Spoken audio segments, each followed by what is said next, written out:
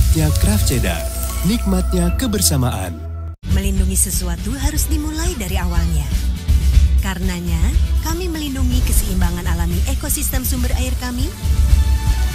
Sebelum menjadi Aqua, untuk melindungi Anda, Aqua terlindungi untuk melindungimu. Kami melindungi keseimbangan alami ekosistem sumber air kami untuk melindungi kealamian mineralnya.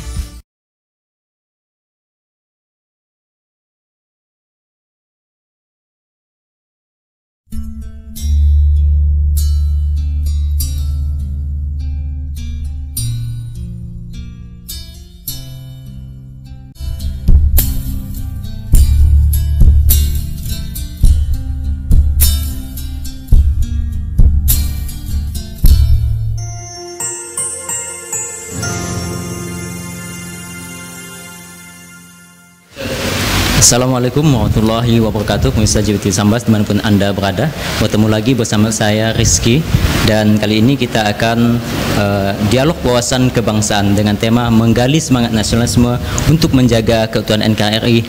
Mari bersama lawan COVID-19. Dan saat ini saya tidak sendirian, saya ditemani oleh dua narasumber. Ada Bapak Dr. Patah. Pak, selamat Pak. Apa kabarnya Pak? Apa kabarnya? Alhamdulillah. Alhamdulillah, sehat ya. Dan kemudian Bapak Effendi, apa kabarnya? Baik, ya, oke. Di mana satu narasumber kita dari Bapak Patah, yaitu Bapak Patah, Kadis Kesehatan Sambas, kemudian Bapak Effendi dari Tim Semangat Kemanusiaan Cinta Kasih Sambas. Oke. Pak, saya ingin bertanya dulu kepada Bapak Effendi. Seperti yang kita ketahui bersama, kali ini kan Indonesia sedang menghadapi suatu masalah yang sangat serius, ya, COVID-19. Kita juga tahu ya, masyarakat juga yang terdampak ya. Ada yang kehilangan pekerjaan, kemudian kafe-kafe pada tutup, kemudian sektor industri juga pada tutup ya. Adapun perekonomian Indonesia juga saat ini mungkin anjlok ya. Menurut Bapak sendiri, apa tanggapan Bapak, keprihatinan Bapak terhadap masalah COVID-19 ini di Indonesia? Sebenarnya masalah ini kita bisa atasi bersama dengan cara kita jangan banyak keluar rumah lah. Kita semua saling menjaga ya. Kalau ada masalah kita bisa atasi. Seperti halnya SKC ini juga ada menggalang dana untuk membantu kita yang pada pelosok-pelosok di dalam. Kita sudah membagikan masker yang ada, dan juga kemarin kami ada bagian beras ya. Dan mungkin masih kurang mencukupi lah ya, melihat kondisi saat begini ya. Marilah kita bersama-sama dengan acara mencegah ini, yaitu saya harapkan semua jangan terlalu banyak keluar rumah. Itu saja yang dapat saya sampaikan. Oke, dan kita lanjut kepada Bapak Dr. Patah. Pak, himbauan seperti apa Pak yang dilakukan oleh Dinas Kesehatan terkait bahaya dan juga penyebaran virus COVID-19 ini Pak?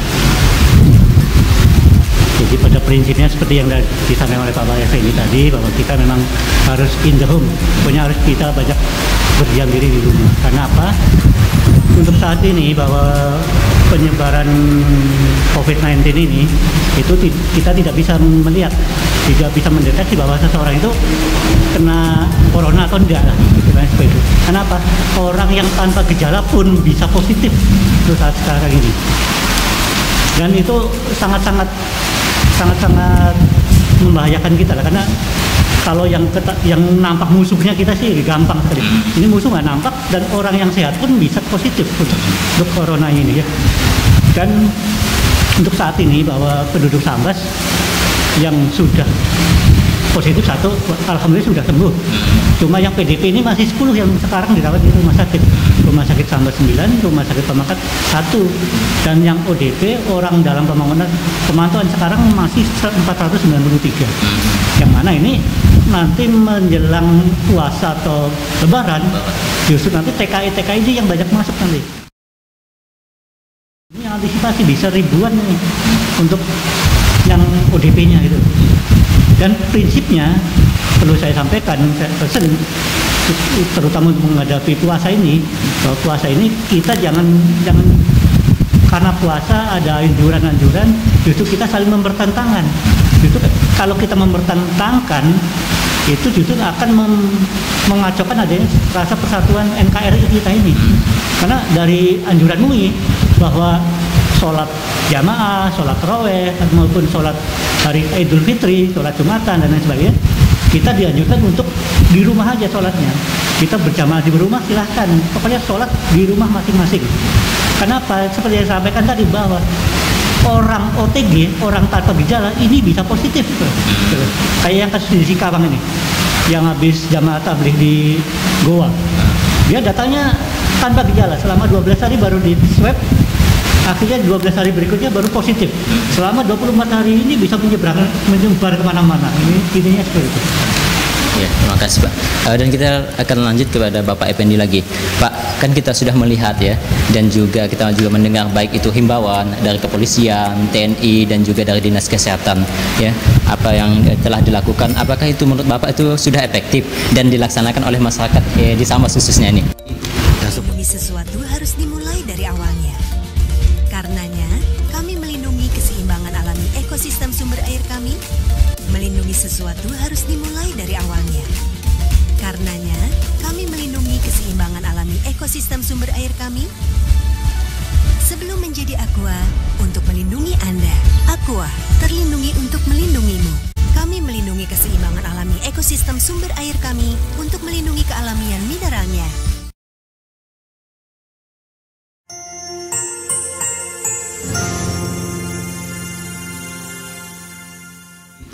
Seperti apa yang tadi saya katakan, ya kita mesti saling membahu ya, saling semua memperingati. Harusnya kita kalau tidak menjaga, ya kan dari diri kita sendiri ya, kita tidak menjaga, itu tidak mungkin kita bisa mencegah. Karena kalau saya melihat, saya berada di Sambas, saya melihat itu kafe-kafe masih ada yang terbuka. Dan saya mendengar ya di perbatasan masih ada yang orang lalui.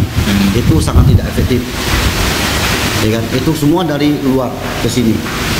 Kita mendapatkan virus ini dari orang lain. Dan virus ini kita nggak nampak, kita nggak nampak, nggak bisa melihat. Jadi sesuatu harus dimulai dari awal. Mau semua harus jaga. Yaitu dari tadi saya tekan itu dari diri kita sendiri. Ya, baru bisa. Di Sambas Pak, sudah efektif Pak melihat Pak. Ya. Ya, kenyataannya di Sambas Pak sudah melakukan masyarakat. Sudah melakukannya sudah cukup. Karena di Desa Pendawan saya melihat sudah ada penutupan ya, untuk umum. Ya, lockdown ya sudah ada. Itu sangat efektif. Mungkin ini yang dapat saya sampaikan ya, kurang lebihnya. Dan kita akan kembali lagi bersama Bapak Dr. Patah ya. Pak, bagaimana Pak cara deteksi awal atau pencegahan dini terhadap ODP, OTG, kemudian agar tidak membahayakan kesehatan masyarakat di sekitar Pak. Kemudian sampai saat ini ya, seperti apa perkembangan dari kasus COVID-19? Seperti yang disampaikan oleh Pak Effendi tadi bahwa penularan COVID-19 ini adalah berasal dari luar lah, dari luar, yang mana wilayah kita Sambas yang paling banyak masuk adalah daerah pelintasan di Arup, PLB Arup. Kalau di PLB Arup, alhamdulillah kita udah punya tim yang solid di sana, yaitu yang pertama kali bekerja adalah yang dari KKP, Kesehatan Pelabuhan di sana. KKP yang mana itu adalah petugas yang di bawah langsung oleh Kemenkes. Di sana ada beberapa petugas, dokter maupun perawat di sana. Dan setiap orang yang lewat PLB Arup semuanya diperiksa, dinotifikasi, yang mana sekarang masih sekitar 200-300 orang lah setiap harinya lewat. Dan dari 200-300 orang yang lewat, ada sekitar 50-an yang ternotifikasi. Artinya yang punya gejala batuk pilek demam, yang mana ini nanti langsung di ODP-kan. Nah, untuk langkah selanjutnya setelah mereka ODP, setelah yang punya gejala, ini kita udah stay ambulan di sana dengan petugasnya, ada sekitar 7 ambulan di sana. Dan setiap yang ODP yang punya gejala ini langsung diantar ke rumah masing-masing oleh ambulan lah, dengan petugas kesehatan di dalamnya. Yang mana setelah diantar ke rumahnya, ini langsung diserahkan ke pihak puskesmas lah. Pihak puskesmas yang membawahi di sana, yang pada akhirnya nanti mereka lah yang orang puskesmas ini yang memfollow up di rumahnya masing-masing. Jadi setiap hari di follow up, Dan nanti seandainya memang yang ODP ini meningkat gejalanya, tambah sesek, tambah batuknya tambah kuat, langsung diantar ke rumah sakit nanti yang sebagai PDP itu, sebagai PDP. Dan nanti kita menghadapi seperti yang saya sampaikan tadi, kita menghadapi puasa maupun lebaran, kita prediksikan yang masuk makin banyak. Karena bagaimanapun kita tidak bisa menolak lah untuk lockdown betul-betul, kita nggak bisa, karena kasihan rakyat kita yang di Malaysia, yang di Kuching ini dan Kuching dan lain sebagainya di sana. Karena kalau mereka sudah tidak punya duit, istilahnya nggak punya untuk membeli makanan dan sebagainya, mereka terpaksa harus pulang. Intinya kan seperti itu. Nggak mungkin mereka terlantar di negeri orang. Makanya kita nggak bisa menolak lah, ini memang mereka mau balik ke sini. Yang mana sebetulnya di sana kalau cuma sekedar makan minum itu bisa ditanggung dari KJRI-nya, dari konjennya sudah membantu ke sana. Cuma kan nggak cukup untuk itu, untuk hidup sehari-hari kan nggak cukup tuh. Makanya terpaksa mereka masih berdatangan ke sini, sehari bisa 200 sampai 300. Nah, untuk kita, untuk masyarakat kita, untuk pencegahan pastinya yang pertama, kalau keluar rumah khususnya harus pakai masker lah.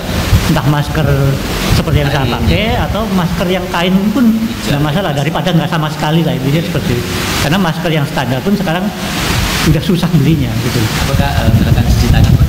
Atau sudah juga Pak? Dan di samping pakai masker, namanya takutnya kita sendiri positif lah. Kalau kita positif, kalau kita maksudnya cuci tangan adalah misalnya kita bersin kena tangan kita, kalau nggak langsung dicuci kan dia bisa menularkan kemana-mana, akhirnya pegang meja atau apa, itulah yang sumber dari penularan. Makanya kita, walaupun kita misalnya nggak positif, kita tetap harus cuci tangan. Karena apa? Karena takutnya setelah pegang meja, pegang kursi dan lain-lain, itu ada kuman di situ, ada virus di situ. Makanya kita harus langsung cuci tangan seperti itu. Saya kemana-mana selalu bawa ini hand sanitizer. Walaupun sebenarnya cuci tangan yang paling efektif justru cuci tangan pakai sabun di air yang mengalir itu lebih efektif daripada yang ini. Apalagi kalau yang kulitnya sensitif alergi, ini bahaya malah gitu. Terus Pemirsa, kembali lagi bersama saya Rizky. Tentunya kali ini kerjasama dari Radio Suara Sambas, Radio Anandatu dan juga JWTV Sambas. Kita kembali lagi bersama dengan narasumber kita, yaitu Bapak Effendi. Pak, kan ada himbauan untuk tetap tenang ya Pak ya, dalam menghadapi COVID-19 ini. Ya, sikap tenang di sini yang seperti apa yang dimaksudkan oleh pemerintah? Dalam maksud tenang ya, tenang itu sebenarnya kita nggak tenang ya, sebenarnya nggak tenang ya. Tenang itu dalam arti ya kita sama-sama memotivasi diri, kita tetap tenang sabar ya untuk menghadapi ini. Sepertinya kalau kita kalau nggak tenang itu semuanya akan menjadi kacau. Kenapa? Kita sebagai manusia semuanya takut mati, Pak. Saya pun takut mati ya. Harusnya kita mencegah. Dari awal saya sudah bilang itu memang harus lockdown diri dari kita, baru bisa membantu orang lain kan. Jadi saya sebagai ketua dari SKC ya, itu selalu membina anak di bawah saya itu, saya seru supaya kita ikuti apa yang direncanakan dan apa yang diperintahkan dari pemerintah, kita ikuti saja. Itu saja yang dapat saya sampaikan. Oke, terima kasih Pak. Kita akan balik lagi ke Bapak Patah. Pak, kemudian terkait penanganan korban COVID nih Pak di Kabupaten Sambas, apakah sudah sesuai yang diinginkan Pak? Seperti yang kita ketahui, APD ya sangat terbatas untuk saat ini. Jadi pada awalnya memang APD sangat susah lah. Tapi untuk sekarang ini dan kedepannya alhamdulillah sudah banyak bantuan yang kita terima, baik itu bantuan dari Dinas Kesehatan Provinsi maupun dari Kadin atau dari LSM dan dari masyarakat sendiri lah yang memang punya keinginan untuk bantu lah. Dan terakhir besok mau kita ambil dari APD dari Kadin Provinsi, mereka mau ngedrop sekitar 300 APD lah, alhamdulillah nanti bisa kita gunakan. Di samping APD kita juga dapat bantuan dari provinsi, yaitu rapid test lah. Rapid test walaupun tidak menjamin 100% validitasnya ya. Tapi ini bagaimanapun bisa membantu lah. Misalnya PDP, jadi setiap PDP sekarang sebelum, karena nunggu swab ya, periksa dari tenggorokan itu kan sangat lama, sekitar 2 minggu baru keluar hasilnya. Jadi sebelum ini keluar kita rapid test dulu. Rapid test dulu paling enggak untuk kewaspadaannya. Jadi setiap PDP, setiap ODP yang umurnya beresiko kayak umur di bawah 60 tahun dan atau yang kontak dengan ODP dengan yang positif itu kita kita rapid test semua lah. Dan mungkin ada kabar baik dari dinas provinsi bahwa sekarang untuk swab tidak harus ke Jakarta. Jadi bisa di rumah sakit Untan sekarang. Yang mana mudah-mudahan nanti kalau kita kirim ke sana nggak nyampe seminggu hasilnya udah keluar lah. Seperti yang saya sampaikan tadi, justru kasus yang di Singkawang ini yang mana yang sekarang positif itu yang berasal dari Istimewa di Goa itu karena kita mengirim swabnya itu ke Jakarta, jadi ngirim ke sananya udah lambat, keluarnya pun lambat, artinya 24 hari. Ini proses yang ini jangan-jangan udah menular kemana-mana seperti itu. Tapi sekarang udah ada swab di Pontianak, insya Allah nanti lebih cepat, maka penanganannya akan lebih cepat juga, lebih bagus juga. Dan kayak APD dan sebagainya insya Allah udah tercukupi lah. Jadi udah kita drop terutama yang di perbatasan lah. Di perbatasan Aruk atau perbatasan Selako itu APD sudah kita drop semuanya, termasuk alat termogan itu pendeteksi suhu juga sudah kita bagikan semua lah ke puskesmas semuanya, ke rumah sakit pun udah mencukupi sementara ini. Pak, Mas.